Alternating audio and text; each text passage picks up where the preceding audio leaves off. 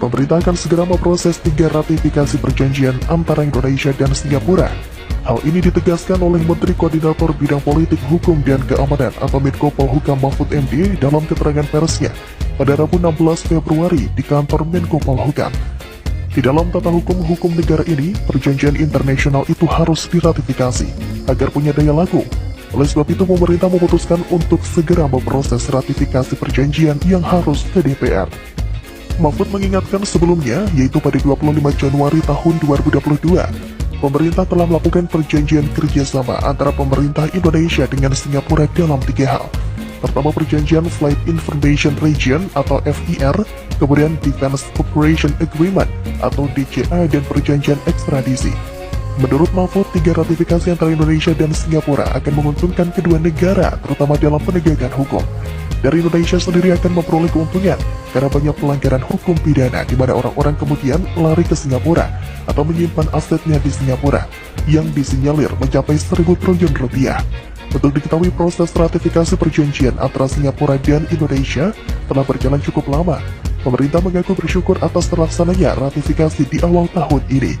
Dengan adanya ratifikasi, menurut Mahfud, kejahatan terhadap Indonesia yang ada di Singapura maupun sebaliknya dapat segera diproses secara hukum. Jadi, kejahatan terhadap Indonesia yang ada di Singapura bisa diserahkan ke Indonesia untuk bisa diadili atau dihukum. Kemudian Indonesia juga bisa mengembalikan orang-orang Singapura yang melakukan kejahatan untuk bisa dihukum dan diadili di Singapura. Terkait hal tersebut, pemerintah Singapura sempat marah, disebut sebagai surga koruptor oleh Deputi Penindakan KPK Karyoto. Singapura lantas mengungkit soal perjanjian ekstradisi dengan Indonesia pada era Presiden Susilo Bambang Yudhoyono. Mulanya, Kemlu Singapura mengungkit bantuan CPIB terhadap KPK. Salah satunya terkait bantuan untuk memanggil bagi orang-orang yang hendak diperiksa oleh KPK. Singapura juga memfasilitasi kunjungan KPK ke Singapura pada Mei 2018 untuk mewawancarai orang yang berkepentingan dengan penyelidikan mereka. Singapura juga mengungkit perjanjian ekstradisi dan perjanjian kerjasama pertahanan sebagai satu paket pada April 2007. Penandatanganan itu disaksikan oleh Presiden Susilo Bambang Yudhoyono dan Perdana Menteri Lee Hsien Loong. Namun, kedua perjanjian tersebut masih menunggu ratifikasi oleh DPR. Di sisi lain, anggota Komisi 3 DPR Habibur Rahman meminta pemerintah segera menangkap koruptor yang bersembunyi di Singapura. Ini menyusul hadirnya perjanjian ekstradisi Indonesia-Singapura.